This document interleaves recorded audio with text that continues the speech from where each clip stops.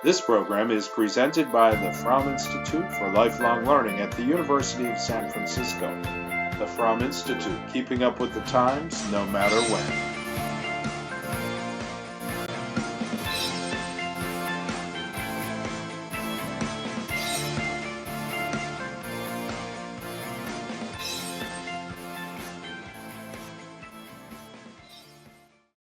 Ready to go?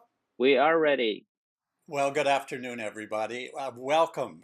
It's an absolutely beautiful day. I just went out and took a wonderful 1.5 mile walk, which always helps. It reminds me of when I'm speaking on the cruise ship. I really enjoy, just before a lecture, I go out and do a couple of turns around the deck of the Queen Mary. It makes for always a better lecture, I do believe. So as we get started today, when we're talking about Lenny as a conductor, but I first want to kind of hopefully respond to some of your notes. Some of you have written some really great, wonderful notes of appreciation. That always feels good. So thank you very much. And then a number of you have also appended questions to all of this. One person asked, did Leonard Bernstein have a piano teacher? Yes, yes, he did. Perhaps the most famous was his teacher as a young boy. Her name was Helen Coates in Boston. And ultimately, she became his personal secretary, and she was with him through 50 years. When he went on to Harvard, to Curtis, and even at Tanglewood, he continued to study a piano. Someone said I should have mentioned Lenny's father when we were talking about family last week, and I think that's true. His father had a major influence on him, probably mostly negatively, in the sense that his father was totally against the idea that Lenny would go into music. There was no money to be had there. It was too insecure. He should stay at home and get in the family business. Several people asked about Lenny's sexual interests, and I really don't know. Sexual interest in terms of people that he apparently had some sort of relationships with. That's all kind of cloaked in a bit of mystery and probably doesn't matter that much anyway. Someone talked about Nina, his daughter. In the film that you all looked at, her name came across as Nina Bernstein Thomas. She must have remarried because her married name is now Simmons, and at least that's how it stands on the Bernstein website.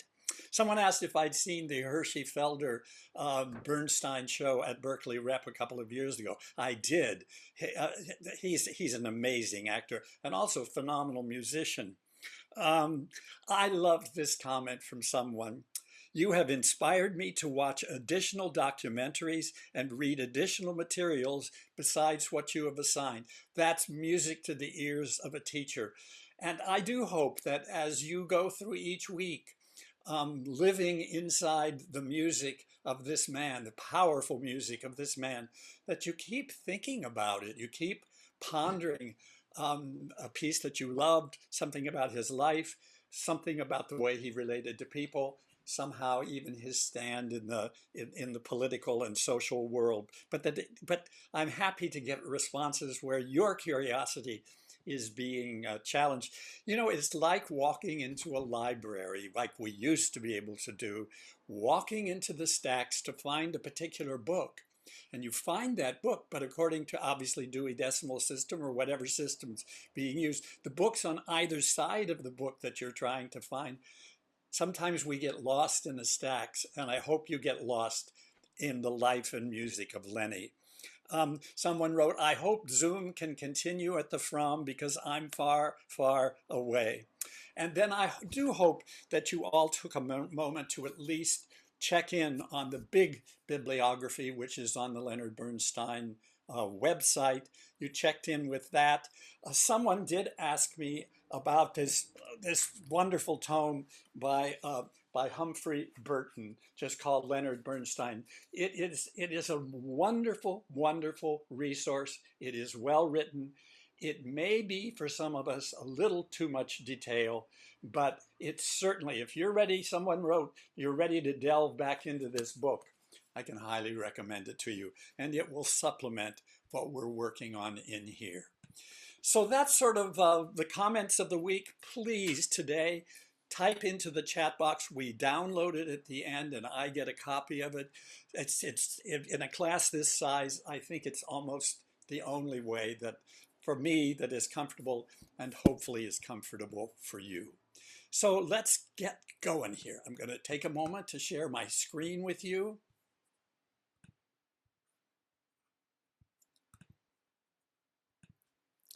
And we are ready to go. I thought after last week, we had spent as of last week, the first week was sort of Leonard Bernstein by the decade, sort of getting a historic view about his life from his birth all the way through to his death in 1990. That was the first week. Our second week, I hoped, was a way to experience Lenny through the eyes, through the ears, through the mouths of some of the people who came into such close contact with him, other composers, other musicians, other friends.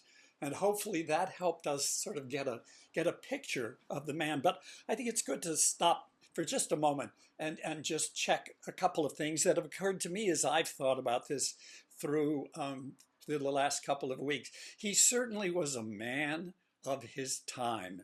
He was born, in the almost 1930, and dying in 1990. He lived through that central part of the 1950s, of the 20th century, and he was a product of that time, and his voice was a voice not only for that time, but it was a voice that bespoke that particular time. And I think we need to see him always in the context of the mid-20th century.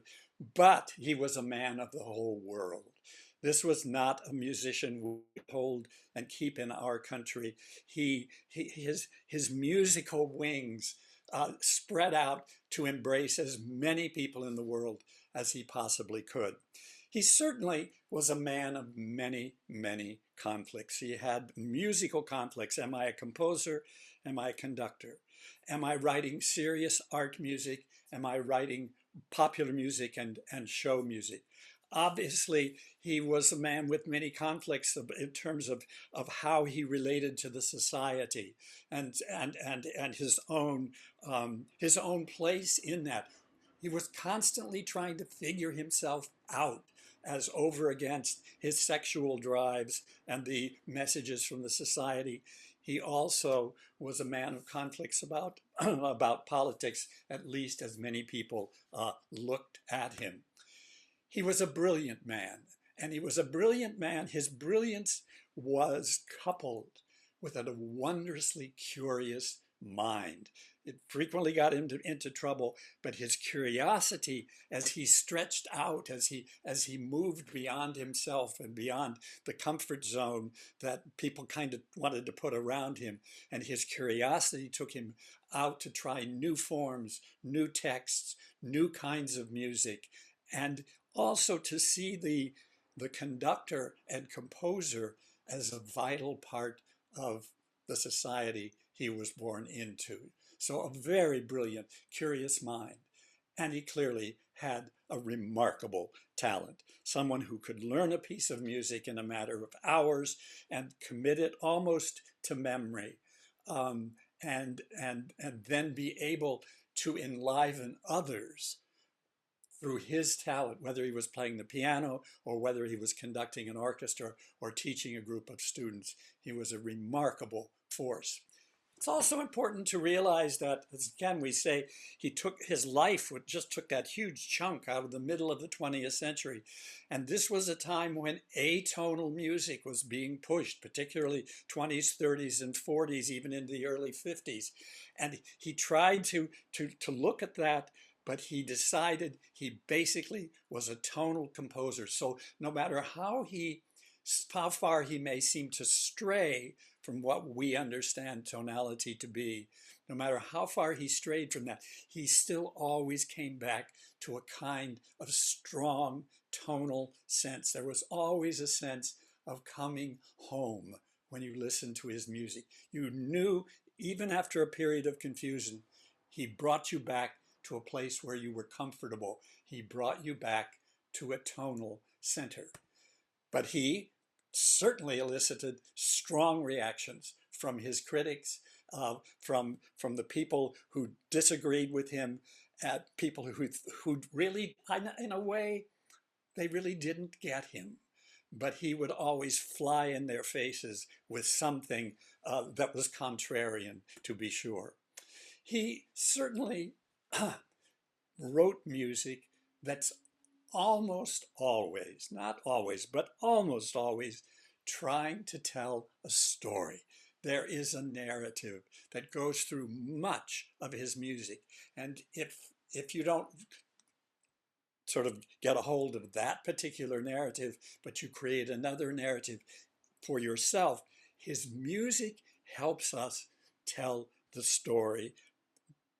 And finally, he's a musician who cared. I remember a quote from the wonderful composer John Adams, contemporary composer. Some of you may know his work. And he said he, like Bernstein, although he's of a different generation, was driving along listening to Wagner. And he was somewhere in the Sierra, and he had to stop the car. And he said to himself, he cares. This is music that is meant for people to appreciate, to hear, to delve into. And Lenny Bernstein was ahead of John Adams in that respect. He was a musician who cared about people. He cared about communicating with and for people, and he cared about telling human stories.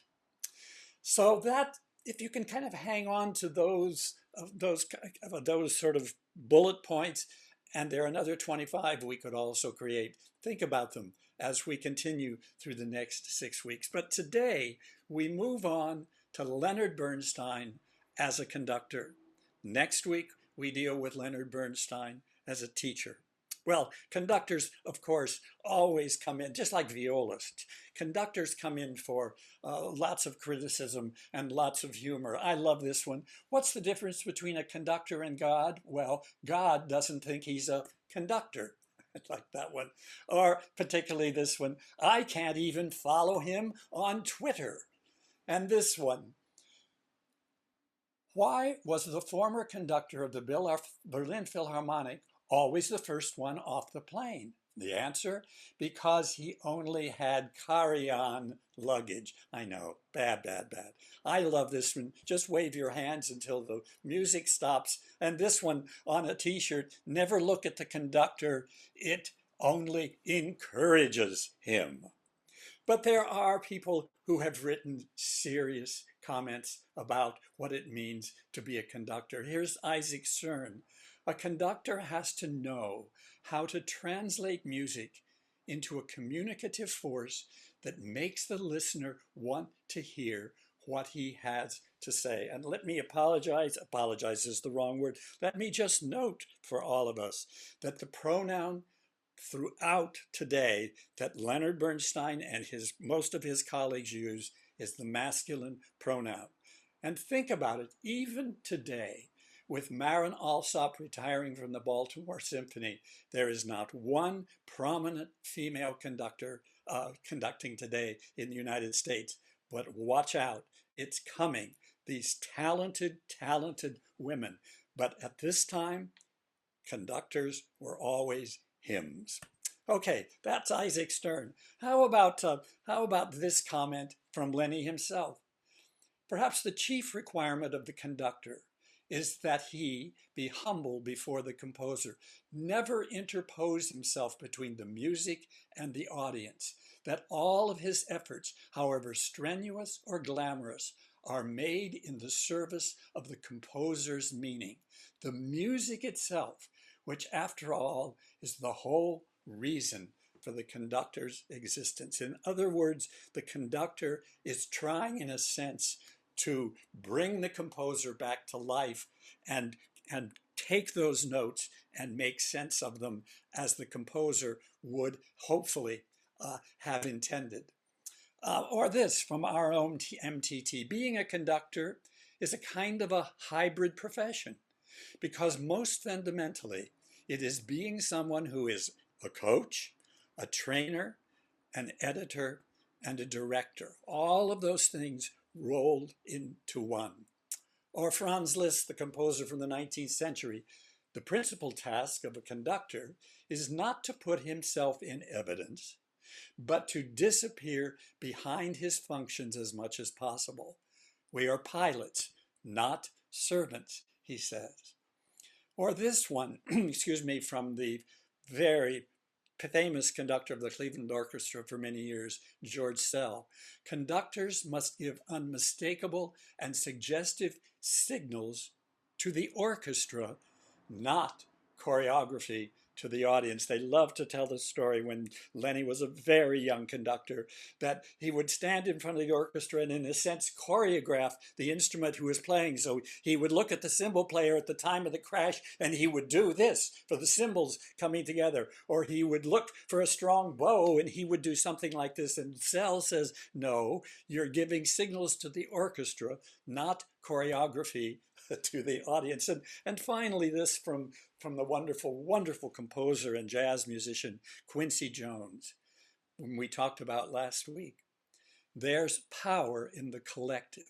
If you don't believe me, just watch a symphony orchestra with a conductor and 120 people who are thinking about exactly the same thing at the same moment. No babies, no stock markets, no mortgages, just those quick 30-second notes. So we can make jokes about conductors, but we can also learn from them what it is that's important to them.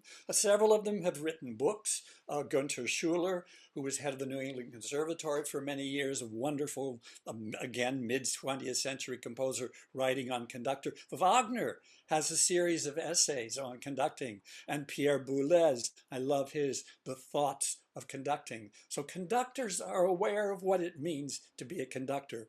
But I think Lenny can describe it to us best. Well, you see, they don't need me. They do perfectly well by themselves. So why is a conductor necessary, after all? What does he do? Why does he carry on so? After all, isn't this orchestra a highly trained group of professional musicians? Don't they know how to read music? Don't they know how to count? Why do they need a fellow up there in front of them, beating out the time for them? And if they do, what's so glamorous about beating time? Can't anybody do it? How about the concertmaster or principal violin? Can't he indicate the movement of the piece with his bow? Well, as a matter of fact, he used to. And so actually, the history of conducting, as we understand it, is less than 150 years old. Now, the first real conductor, in our sense of the word, was the composer Mendelssohn, who in his zeal to resurrect the works of a forgotten composer named Bach, incidentally founded a tradition of conducting. Now, this tradition was based on the concept of precision, as symbolized by this wooden stick we call the baton. Mendelssohn dedicated himself to an exact realization of the score he was conducting through manipulation of this baton. There soon arrived, however, a great dissenter named Richard Wagner, who declared that everything Mendelssohn was doing was all wrong, and that any conductor worth his salt should be able to personalize the score he was conducting by coloring it with his own emotions and his own creative impulse. And so out of the clash of these 2 points of view, the history of conducting was born. Mendelssohn could be said to have fathered the elegant or Apollonian school of conducting, whereas Wagner begat the passionate Dionysiac school. Now, actually, both these attitudes are necessary, and neither one is completely satisfactory without the other. Both of them also can be very badly abused, as we know from having heard performances that seemed clear but dry as dust, and other impassioned performances which were so impassioned you could hardly recognize the poor composer anymore. The ideal modern conductor is a synthesis of the two, and this synthesis is rarely achieved. In fact, it's practically impossible. I would say almost any musician can be a conductor, and in fact, a pretty good one. But only a rare musician can be a very good conductor. This is not only because it's so hard to attain the Mendelssohn-Wagner combination, but also because the conductor's work embraces such an enormous range.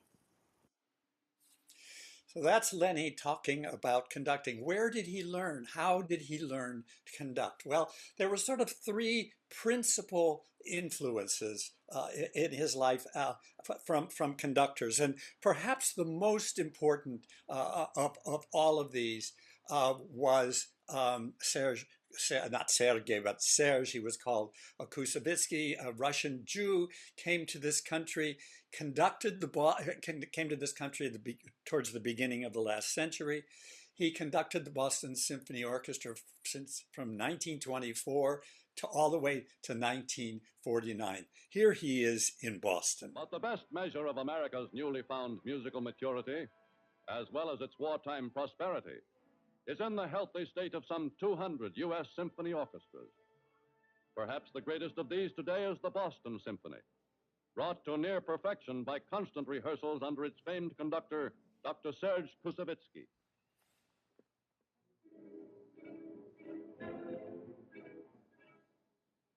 Bessie, you are not together. Will you please more rhythmically, and begin in time and more piano? That's better.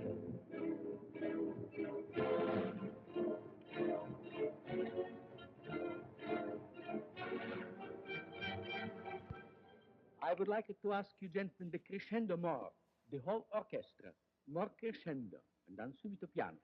Will you please again the same story? Piano.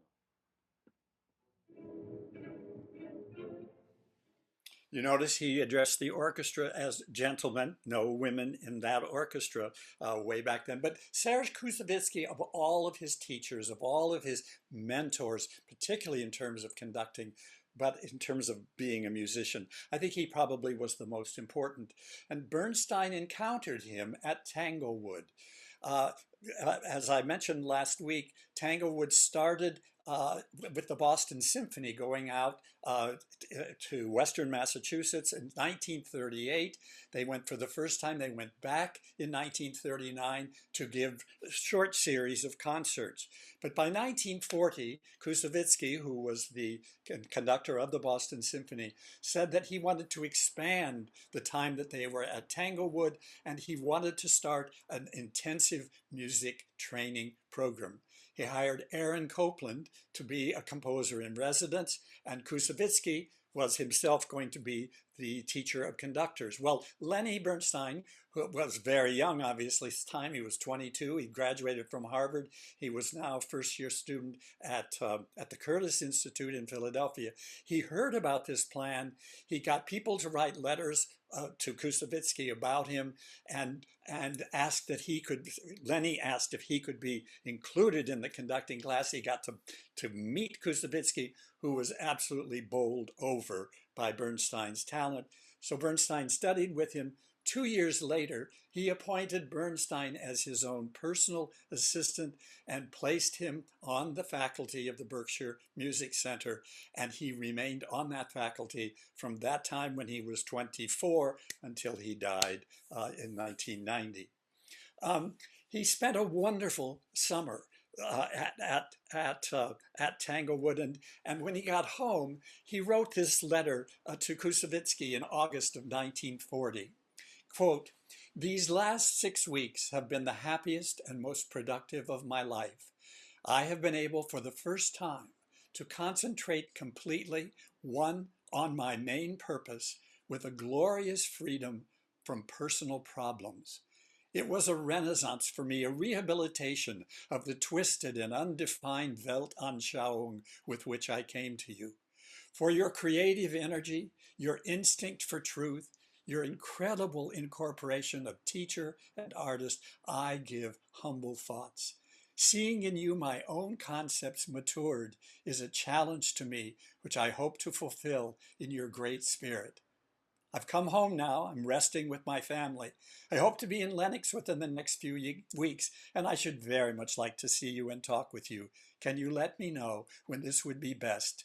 In devotion and gratitude, Leonard Bernstein. So Serge Koussevitzky sits at the center of a core of conducting mentors who stayed with him through his whole life, and he stayed close to Koussevitzky and also to his wife. A second, though not nearly as significant, I think musically, was Dimitri Mitropoulos, a Greek musician, and he came to the United States. He made a debut as a conductor. He was a keyboard player, but he made his debut with the Boston Symphony in 1936 as a conductor.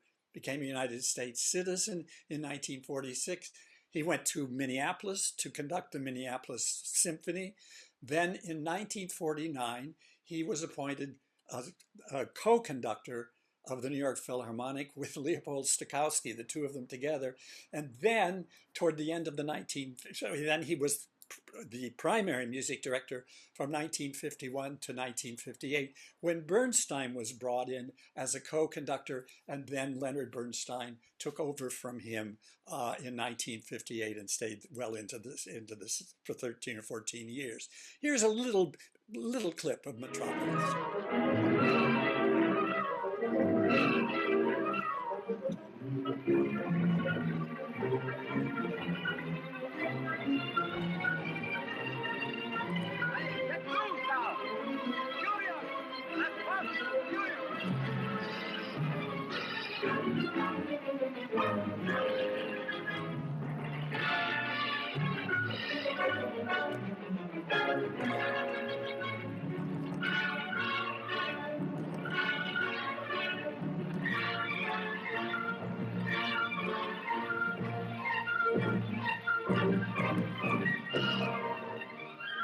That goes very well.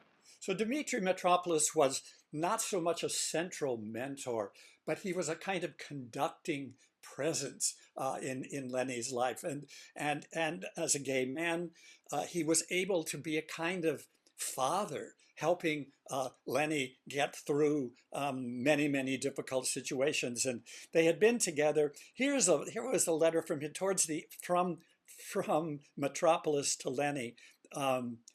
Rather late in Metropolis's life. He says, "Dear Lenny, dearest friend, I really ask you to forgive me for my silence, especially after your so generous and wonderful visit to me at the hospital, followed by your nice, thoughtful gift of cigarettes, which it goes without saying I enjoyed to the utmost. What made me especially happy was to think and see that I mean something to you. Besides that, I want to assure you that your wonderful and justified development in the artistic musical world is the best gratification for me since the time I first met you many years ago in Boston.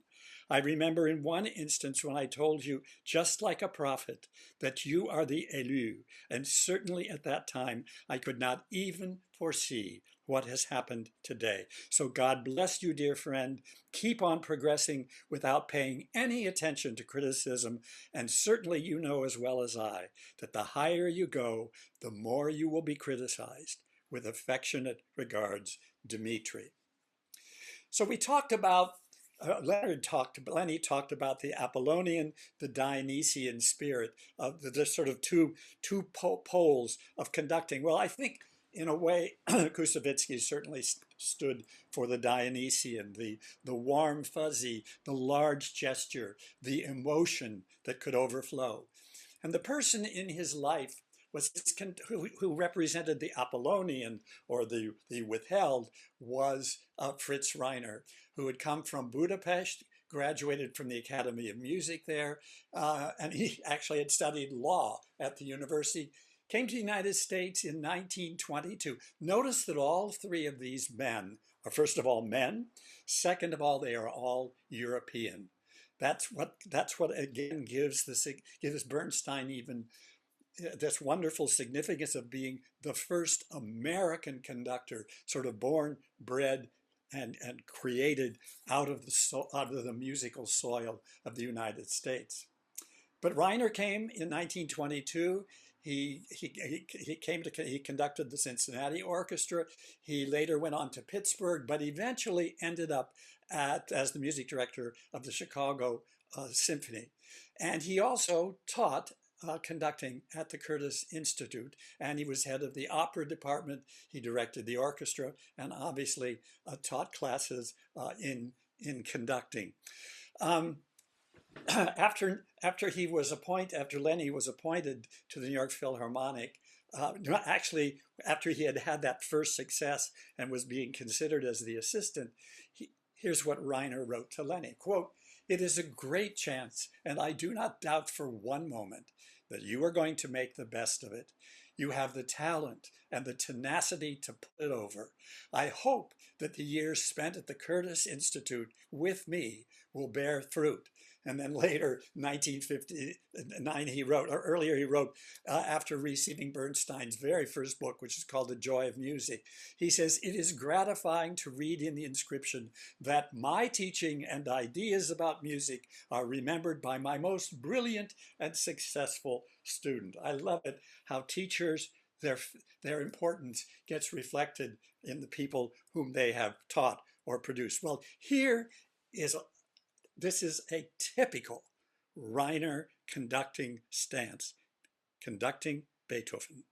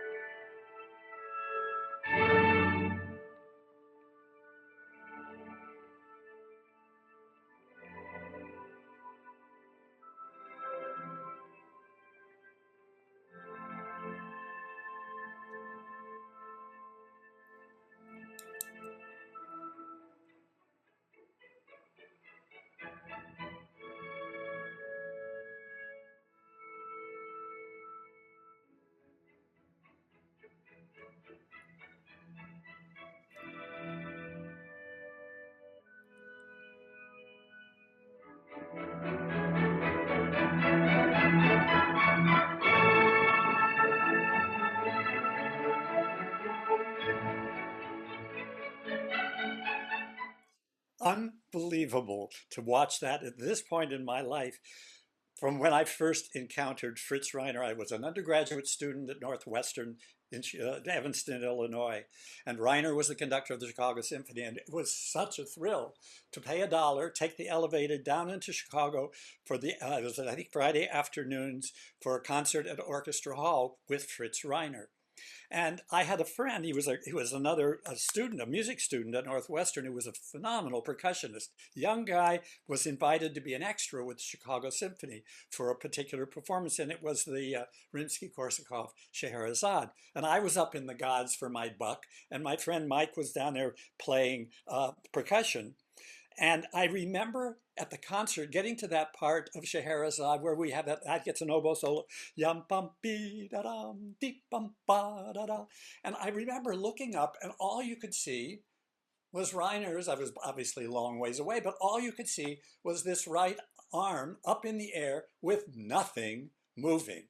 So I said to Mike a couple of days later, we were in class together, I said, what was he doing? I could see no motion at all in the part of Reiner. He said, here's what he was doing. Dum, dum, dee, da, dum, dum, dum. He was moving his index finger on top of the baton. Well, he is the Apollonian. And yet, Fritz Reiner, you go back and you study his recordings, you study his power as a conductor. He pulled it off. But it was from this very dry place that he was able to create incredible music. And Lenny studied with him on the one hand, and he studied with Koussevitzky on the other, and he became a kind of fusion of those two things. And as we go through today, we're going to hear him, and we're going to hear Lenny in rehearsals. We're going to hear him dealing with musicians. We're going to see that he does, in a way, combine, obviously, the Dionysian full expression, but he also has the technique down cold. And the technique calls for him to know the score absolutely perfectly. So I thought it might be interesting to just take a few moments to explore a little bit the four orchestras that he really had the most contact with. And they're obviously the Boston Symphony, which was his first orchestra as a kid at Tanglewood, but who stayed with Boston. Then we have the New York Philharmonic, the Israel Philharmonic Orchestra, a very important part in his music making, and then obviously the Vienna Philharmonic. So let's take a moment to back up here and just look at, first of all, the Boston Symphony Orchestra. In total, Bernstein conducted more than 133 times with the Boston Symphony, nothing like the well over 1,000 performances he gives with the New York Philharmonic. And before he turned, it's just amazing to me, before he turned 35, he had already conducted 85 performances with the Boston Symphony. And it was with the Boston Symphony, we talked about this several weeks ago, that Lenny gave his final concert at Tanglewood, conducting Benjamin Britten's 4 C interludes from Peter Grimes and the Beethoven 7th Symphony. Well, as the Boston Symphony Orchestra began to celebrate its centennial in 1980, they asked Lenny to write a piece for them. And it's called Divertimento. One of the parts of it is called the Divertimento. And he dedicated it, quote, with affection to the Boston Symphony in celebration of its first centenary. He had served as an assistant at Tanglewood, and he says he wrote this piece with gratitude for Koussevitzky, but for having the Boston Symphony as the kind of matrix, as a kind of the place where he could begin to work out what it meant to be a conductor. And he says, this piece, quote, reflects my youthful experiences here where I heard my very first orchestral music. So I'm going to play for you this waltz, which comes from the Divertimento. And I want you to pay attention to a couple of things. First of all, we'll have a quiz at the end. What is the meter of this piece? Is it 3, 4, what is it in? And second of all, I want you to notice very carefully the fantastic conducting technique.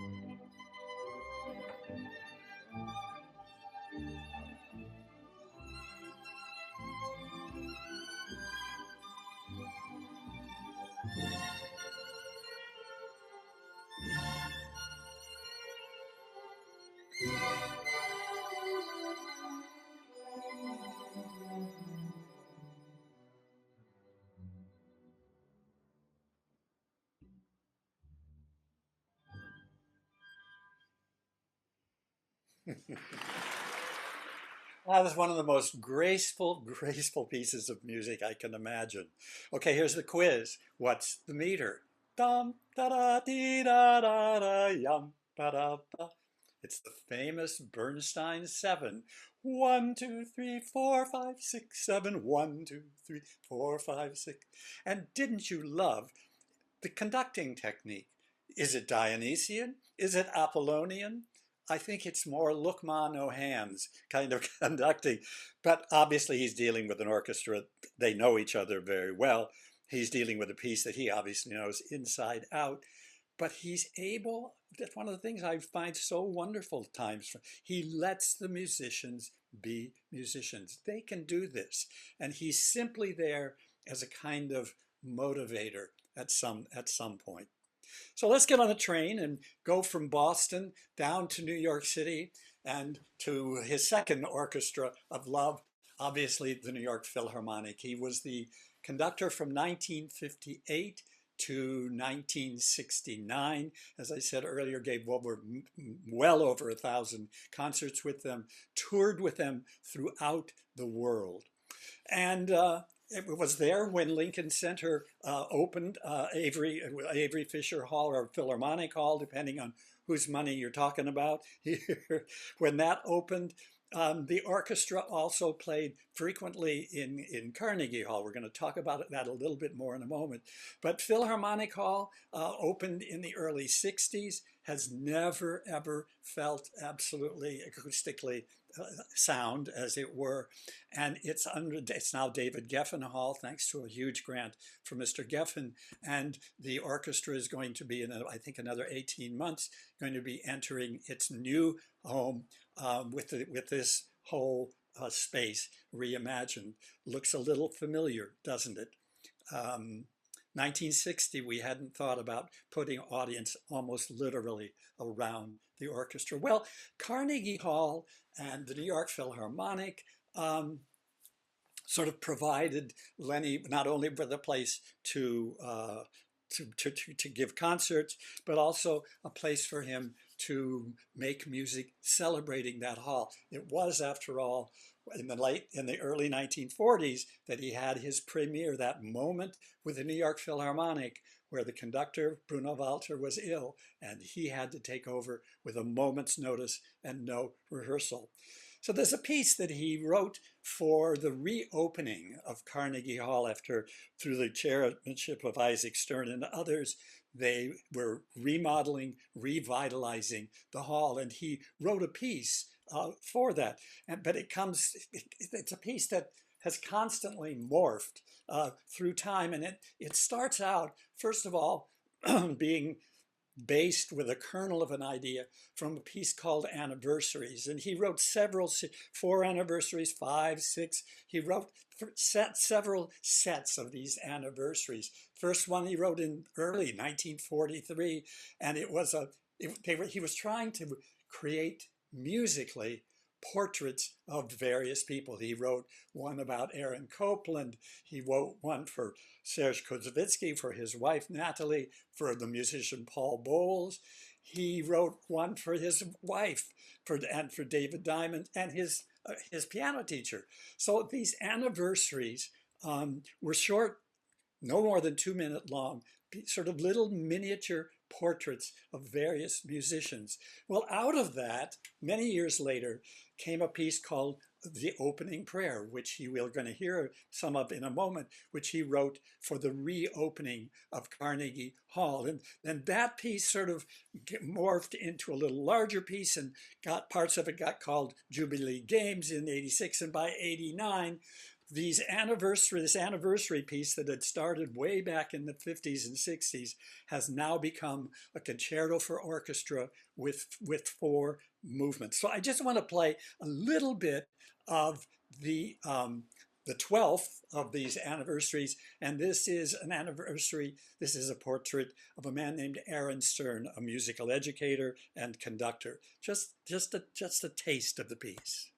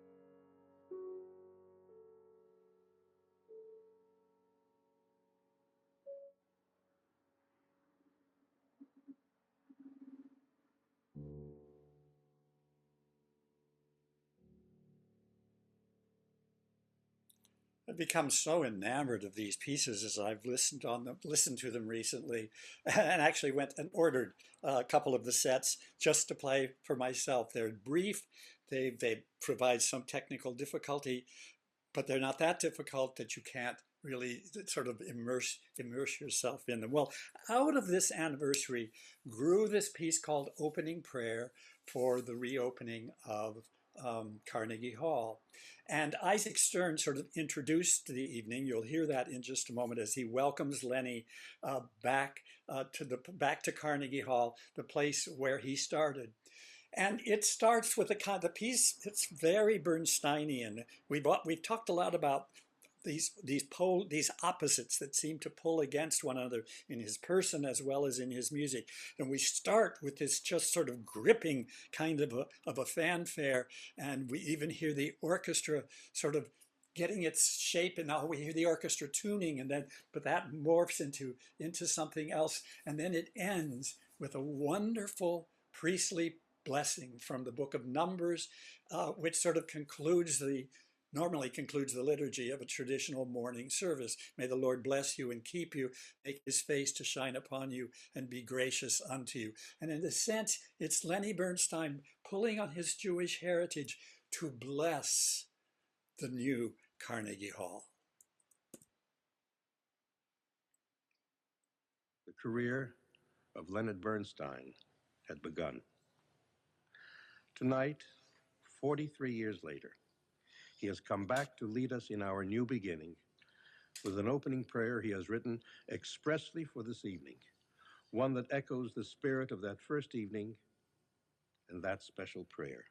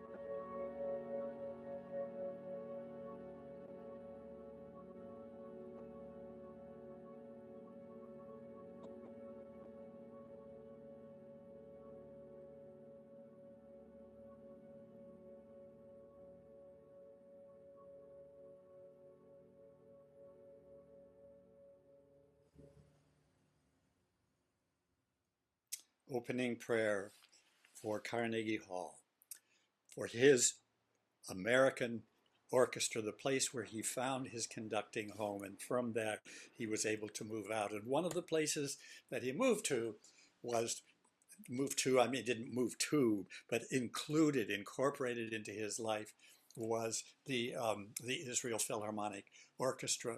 It's interesting to look at the history of this ensemble. In the 1930s, as anti-Semitism was sort of casting a shadow over most of Europe, there was a Polish Jew, Bronislaw Huberman, and he said he wanted to fight this anti-Semitism, and the best weapon he had, he said, was music. And he envisioned an orchestra in Palestine, and this dream became a reality in 1936 because there was a really increasingly urgent need to provide a safe haven for Jewish musicians who were becoming trapped in Europe.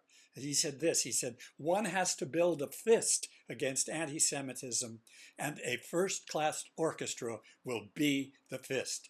Musicians came from countries that stretched from France to Greece, Latvia, Italy.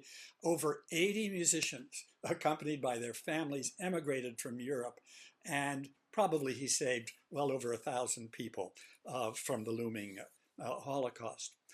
Well, Bernstein came in 1947 to conduct in Tel Aviv, and that's where he met the orchestra for his first. The orchestra at this point is 11 years old, and that's the beginning of a kind of lifelong association with the Israel Philharmonic. It was called the Palestine Symphony Orchestra at that time.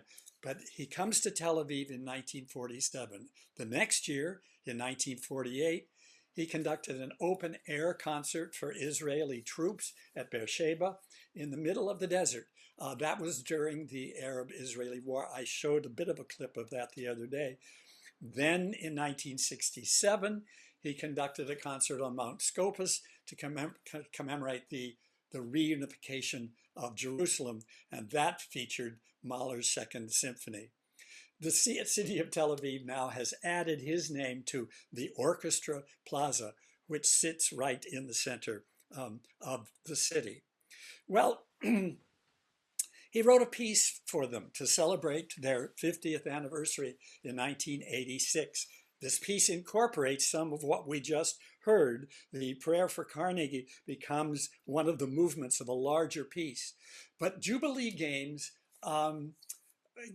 is really a work that's sort of dedicated to the orchestra, and they gave the premiere of the version you're going to hear. It has morphed and changed over time. And the first movement is what I want to play for you.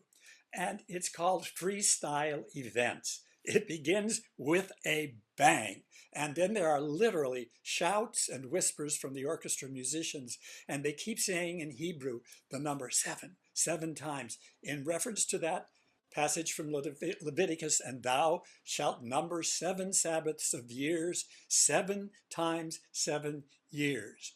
And so at the end of that, the 50th year was considered to be the Jubilee year, and this is the piece that he wrote for that.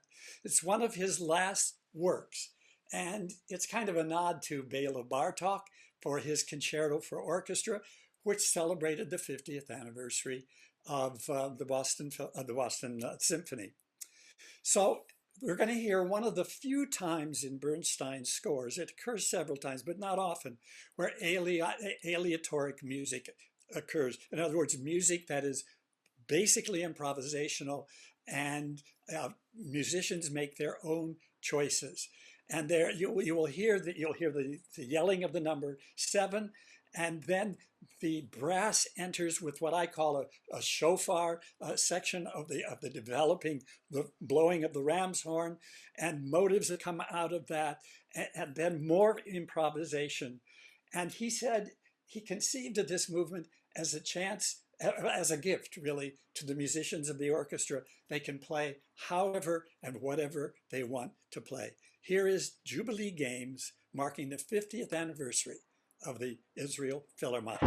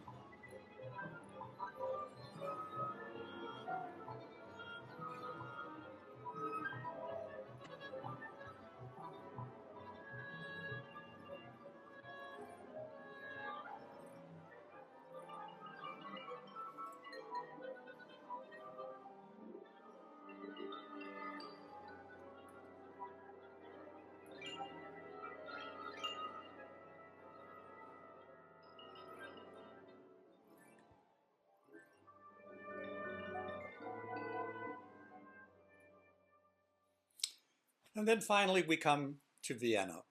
Von Karajan and Karl Böhm had been made honorary conductors, and Leonard Bernstein was made an honorary member of the orchestra. They don't have a permanent conductor, but they invite fabulous musicians to be their conductors. So this orchestra, founded in 1842, has a large list of people who have conducted. I love the photo in the upper right. There's obviously Lenny on the right with Metropolis and Von Karajan in younger iterations of the two of them. It's an orchestra that has its own particular sound. People say they can tell it's the Vienna Philharmonic, no matter what they're hearing them as. They, own this and play in this beautiful building, the Musikverein in Vienna. But it's an orchestra also with a checkered history in terms of dealing with people who are not like other people in Vienna. It was not until 1997 that a woman, the harpist Anna Lelkes, was finally allowed to become a full member of the orchestra. 1997. In 2013, there were only 6 female members of the orchestra. And I think today, of the 145 members of the orchestra, 15 are women, and 4 more are on probation. They've also not been kind to Jews. And one of the persons who was most affected by the anti-Semitism of this particular orchestra, and in a way this particular country, was Gustav Mahler. Mahler was in charge of the Vienna Staatsoper, the opera house orchestra, and all of the players of the Vienna Philharmonic are drawn from that orchestra. But Mahler could not take it and finally resigned, thanks to all of this cultural anti-Semitism in 1907. And there are other stories there. There's a special ring that is sometimes given. And there was a moment back in the mid-60s when this ring of honor was going to be given to a man named Baldur von Schirach in 1966.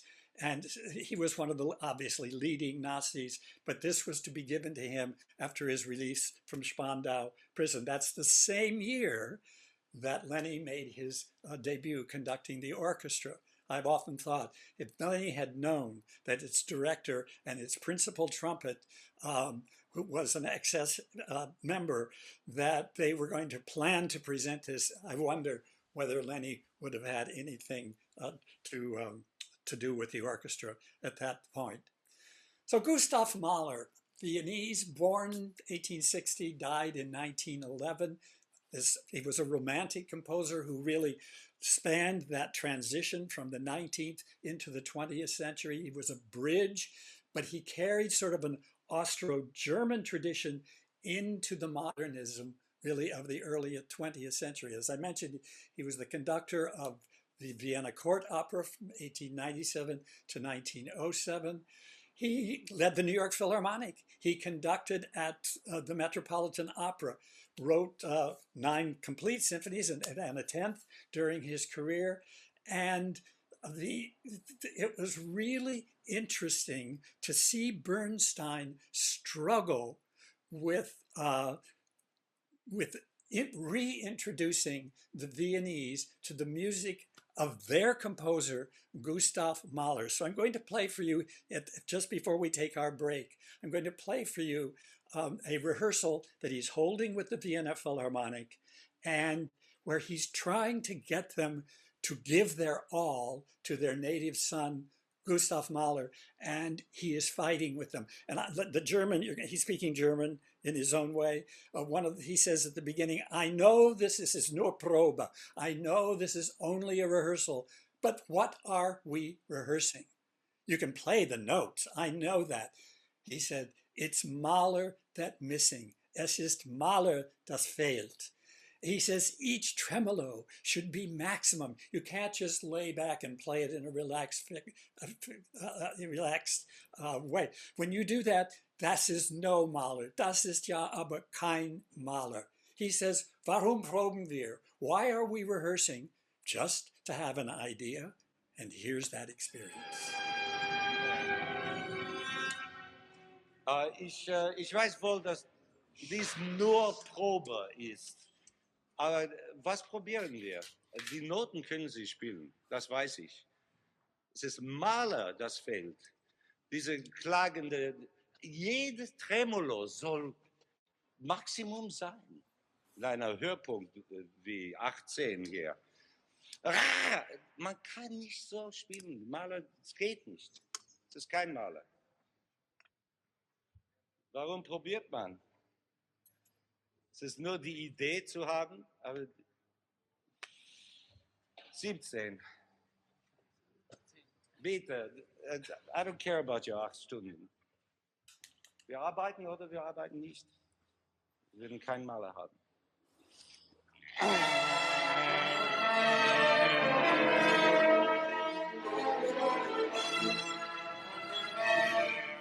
There's no way to play 3 bars of Mahler without giving your all.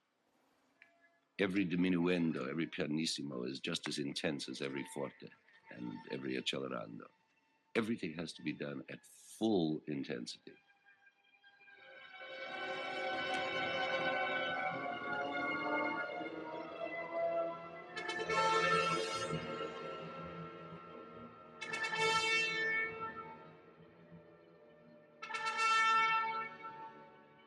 Einfach.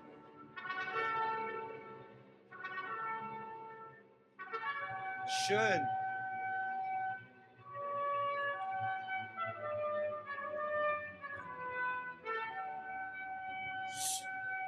Ganz perdendos. Ja, man muss das aufhören, nicht hören. Es geht verschwinden. Okay. Nur hier, Ihnen nicht zu ermüden. 6 vor 19.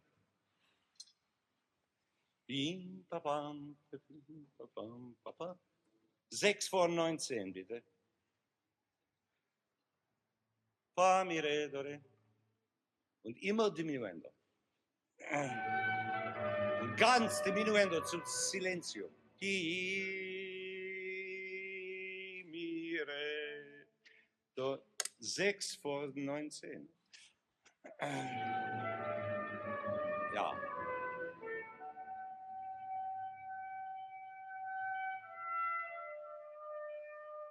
Ohne ritardando.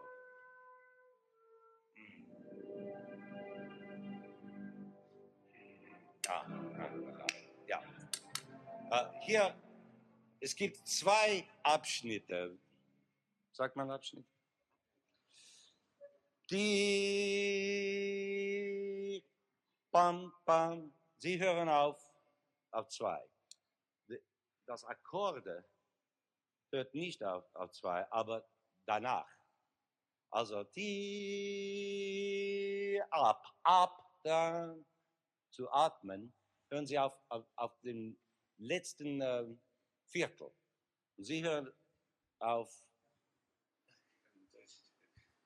2. 19. Und sehr piano und nobile.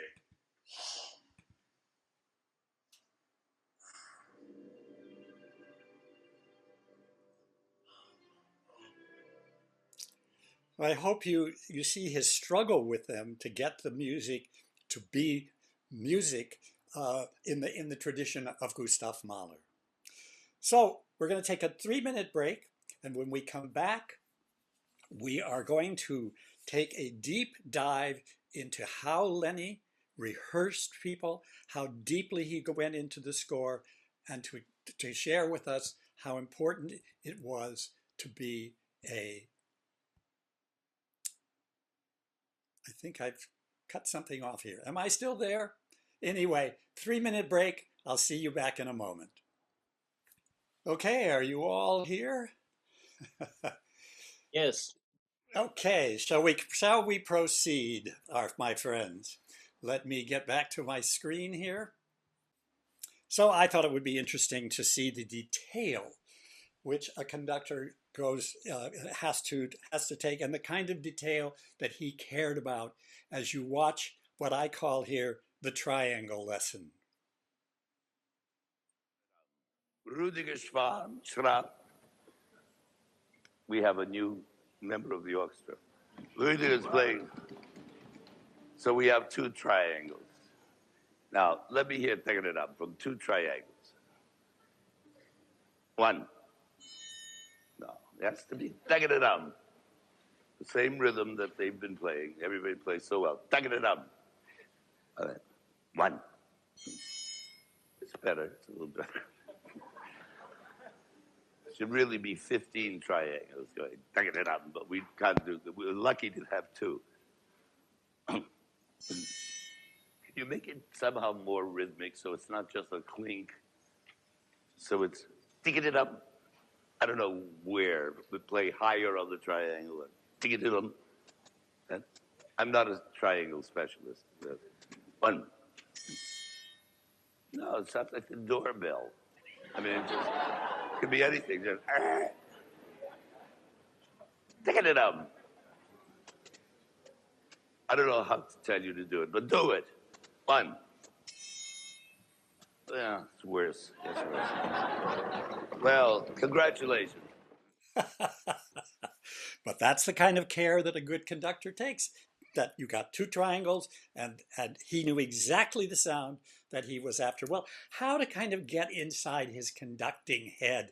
How does he go about doing it? I thought perhaps one of the most interesting, helpful ways to do it is to look at his relationship to Igor Stravinsky. The critic from the New York Times, Tomasini, wrote this about Stravinsky and Bernstein. He says, Stravinsky and Bernstein were linked in my mind, the world's greatest living composer and his greatest and certainly most famous champion. So, Stravinsky and Bernstein. That reputation has lingered. And to commemorate the 50th anniversary of Stravinsky's death, Sony has released a box set pairing these 2 artists. Even today, this piece that we're going to look at in a moment is a shock to people. Back then, it was not familiar. The music was mind-blowing. But now, with Bernstein conducting Stravinsky, it has the same eerily beautiful power. And Bernstein talks about Stravinsky and says his textures go from the richest to the leanest. His spirit was both devout and irreverent. His music at once tender and spiky, emotional but anti-romantic. It can be popular and esoteric, nationalistic or intercontinental. In this sense, he was probably, says Bernstein, the most universal composer who ever lived.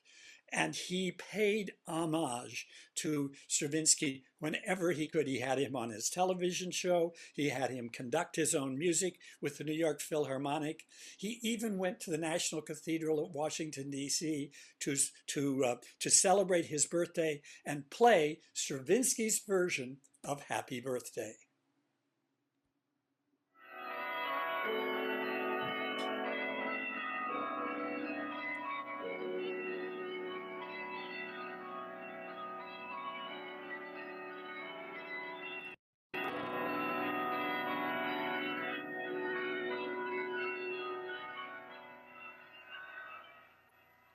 Those bells are saying joy to the world. because today, June 17th, 1982, is the 100th birthday of our master composer, Igor Stravinsky. And that is some cause for celebration here in the capital of his final homeland.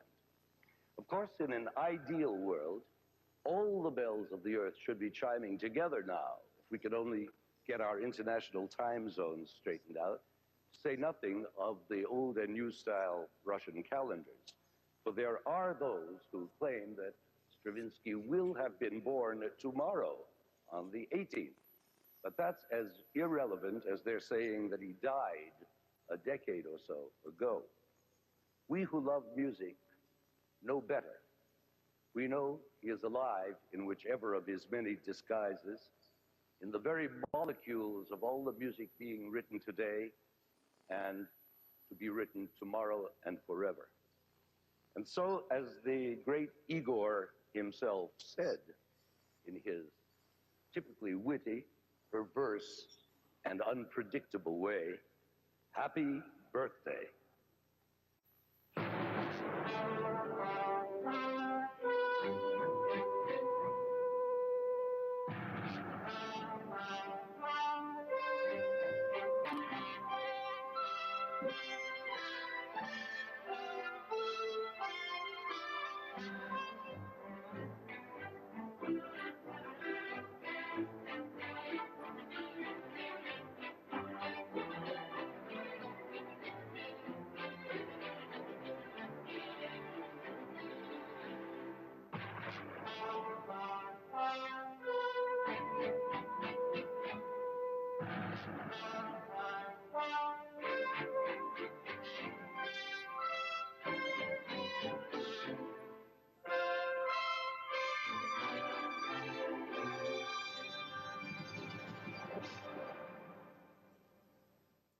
So that's Stravinsky's Happy Birthday. Well, in thinking about this second half of our time together today, I thought, what piece that Lenny is conducting, what piece can get us sort of into the heart of what it means to be a conductor and to be a conductor of the quality of Leonard Bernstein.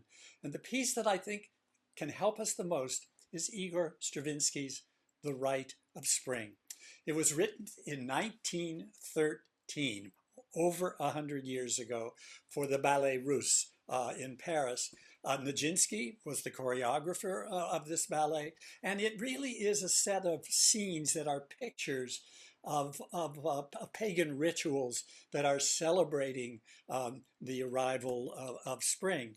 And at the end of it, there is a young maiden of the spring, and she ultimately dances herself to death. This is avant-garde music and dance, and it's so interesting. Many of us know the history of how, when it was presented in Paris, it caused a scandal with people throwing things on the stage, people rioting in the hall, and that is 1913. And yet this piece has provided us the core of 20th century music, from which all else in its own way stems. For example, in 2013, there were well over 100 different commercially available recordings of The Rite of Spring. So what is the job? What is the job that a conductor must do? Well, first of all, I thought it might be helpful to just look at a score. This is a score from a Mahler symphony. This is in his, I believe it is in his hand. If you notice it, the score here, it's a full page that contains all of the instruments and what they're playing in the orchestra. The woodwinds at the top, then the brass, then the percussion, then the chorus, the soloist, and finally at the bottom, the strings. So when a person is conducting, he or she has the score in front of them, and the entire page is rolling past them. Here we go.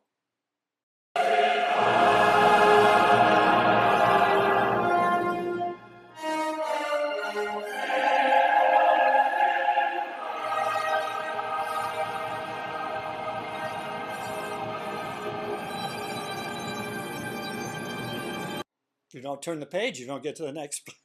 Anyway, so the conductor is having to take all of those instruments into account as he or she conducts the orchestra. Here's the opening of the Stravinsky Rite of Spring.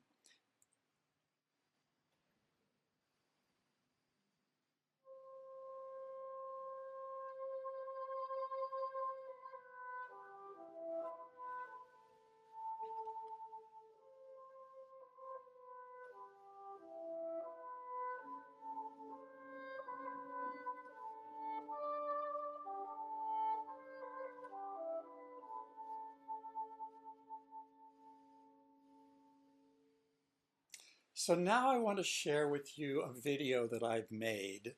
It's a little over 10 minutes, so sit back and get your earphones on and be ready for Stravinsky. And it's a rehearsal that he held in Schleswig-Holstein in Germany with an amazing youth orchestra. And we see him, as we get ready for next week, we see him as a teacher.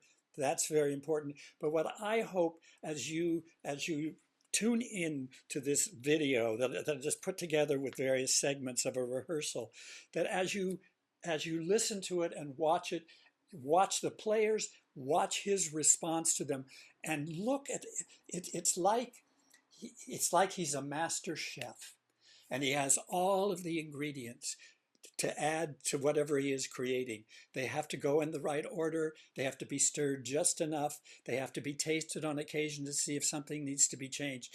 But listen and watch Leonard Bernstein and this group of highly talented young musicians preparing for a performance of Stravinsky's Rite of Spring.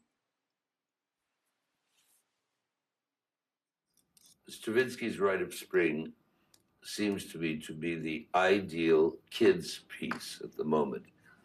And by kids, I mean talented kids, of course, and I don't mean 4-year-olds. But this piece, which used to be considered practically unplayable back in 1913 and through the 20s and into the 30s, has become a repertoire piece.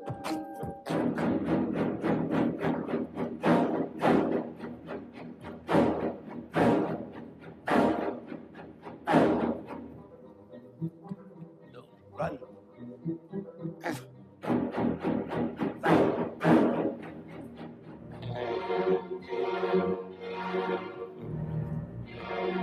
hard as you can. The whole ball, every time. Bang.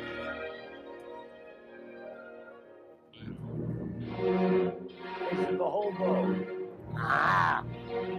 The whole bow. Okay. The whole bow means from the frog to the point on every one. These are, I don't know, dinosaurs or whatever you want to picture, but it's that kind of heavy. Well, here, is very good, but you have to diminish afterwards. 49. Tutti. A bass drum, you should have the softest, biggest mallet. You have mayosh, they got. So it'll go with the basses that make one big dinosaur out of all of you, okay?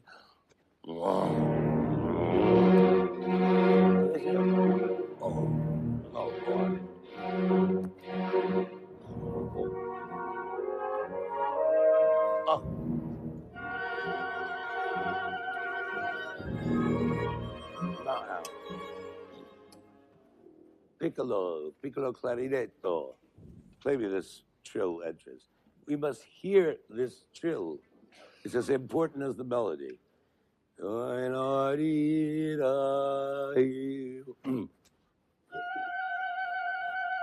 Faster, faster trill. It's a lazy trill. Why do we do it?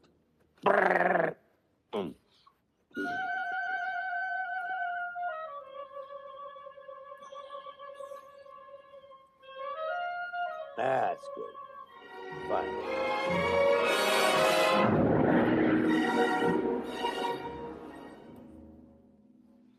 I think you're all too well-mannered. You've been brought up too well. Trop bien éduqué. The big downbeat in the tutti has to last the full quarter. Ah, really bestial. I mean, this is beastly music brought to the highest, most refined point. Oh, so that means tubas until the second beat. Do it. That's right. You play ball. We need this. It's primeval, primordial, whatever you want to call it. The glissando, all notes as long as possible, right? Then let me hear the glissando. No good. It doesn't make me sick. I want to feel sick. In other words, the glissando must be as slow as possible. You know, it's a slow tempo. You realize how long it takes to get from to all that. Go. Getting there. One more time. Ah, that's pretty good.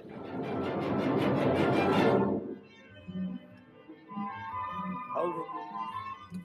You see what happens to the music if you run, if you rush, even the least little bit. What happens is it becomes weak. It's impotent. This is all about potency, okay? It would be good if you could do all down bows, but it's much too fast for that. Try the unprovable, prove the unprovable. Try the unmentionable. All right. Let's hear 3 before 61. Strings only. All down bows. Ah. 1.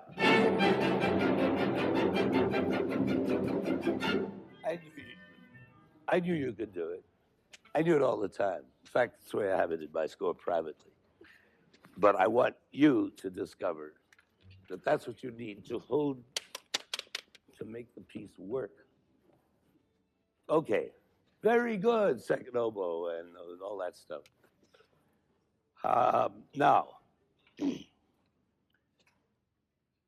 timpani, bass drum, you still keep your 3/4 beat. Now, tam-tam at 68. Let me hear your lovely duet with the bass drum, without timpani. Bass drum and tam-tam. 3, 4.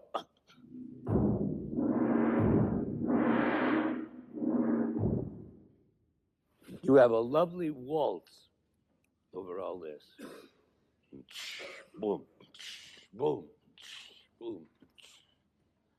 Oh, it's not at all, it's blah.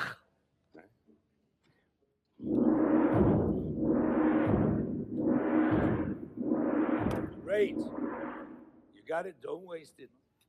2 bars before 70. And then let's see what happens to you at 70.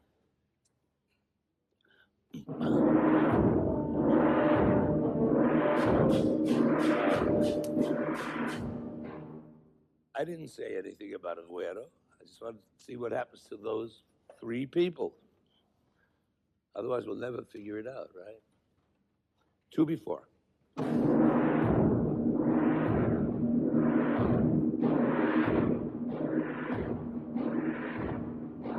Great. Now you see what's happening. They go right on doing what they were doing in 4/4 time, only they're now fitting it into. This is a great African combination, by the way, of rhythms that everybody's imitated. Nobody quite so wonderfully as this. Way back in 1913, now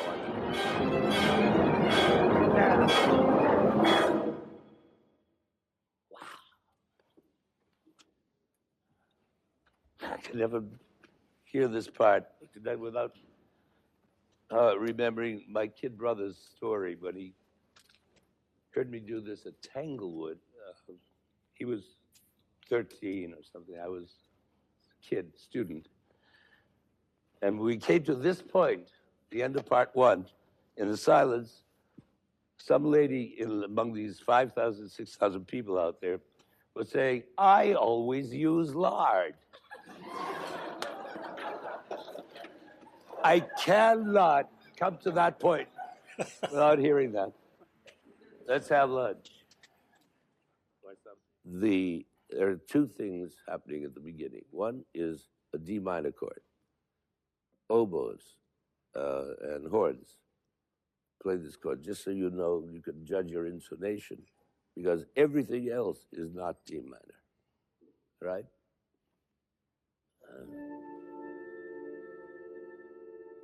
That's too far. A little more. That a baby. Great. Now, everybody else play the first note that you have. Just hold it as a chord. I'll play the second one. Now, we alternate between those two. In eighths, of course, it's in sixths. But all that against the horn chord. So that's everybody.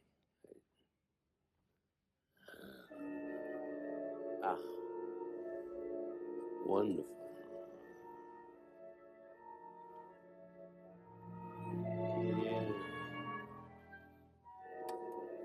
Oh, 123 again.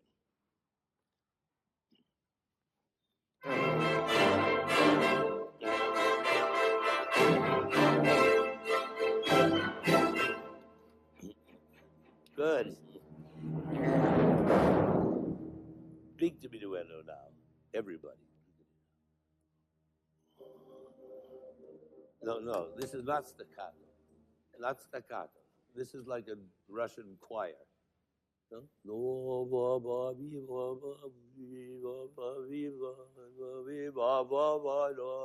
There are words going on in my head in Russian. I don't know what they are, but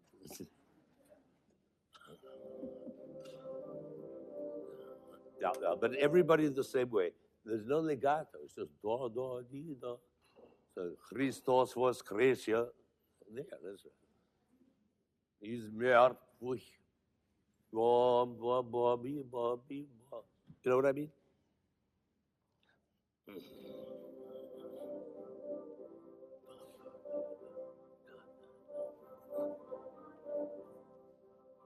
Isn't that a Duke Ellington lick? That always strikes me. All right, one more time. Bassoon.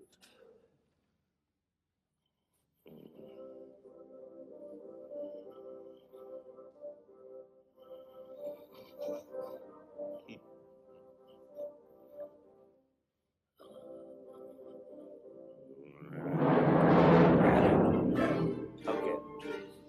Very fine. 186, everybody. Tuba secco. From a bass trumpet. Secco, secco, secco.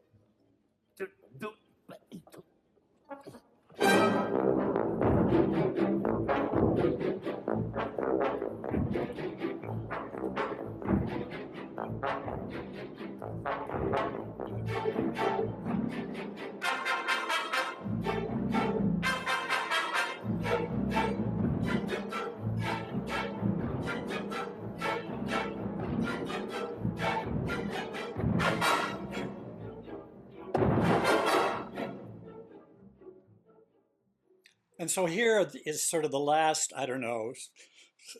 56 seconds of the Stravinsky Rite of Spring. This was at the London Symphony Orchestra, one of the prom concerts in Royal Albert Hall. Here's the very ending of the performance.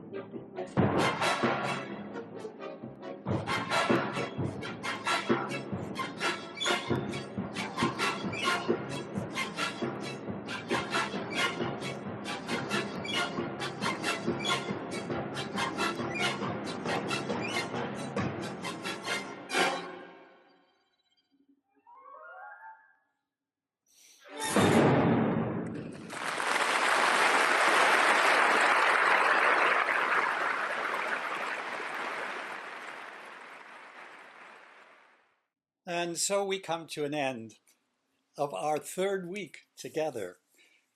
This week, really trying to understand what kind of a conductor he was by looking back, first of all, at the people who provided incredible examples for him, particularly Reiner and Koussevitzky to a lesser degree with Metropolis.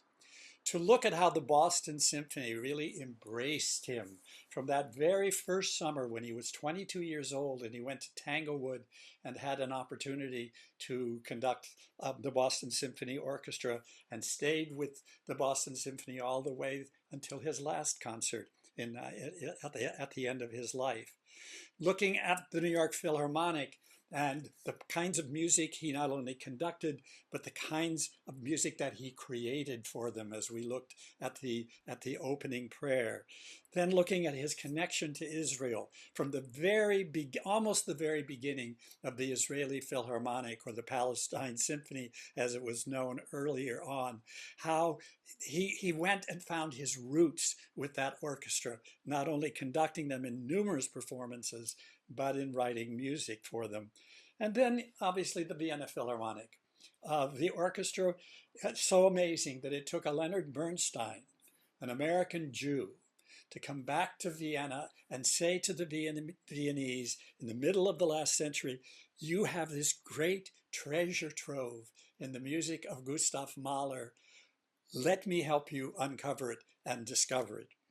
And then for this second half today, to not look at Bernstein's music, but to look at the music of perhaps the greatest god in Leonard Bernstein's pantheon of musical gods, Igor Stravinsky, whom he met and whom he knew, and whose music he championed basically through his entire life.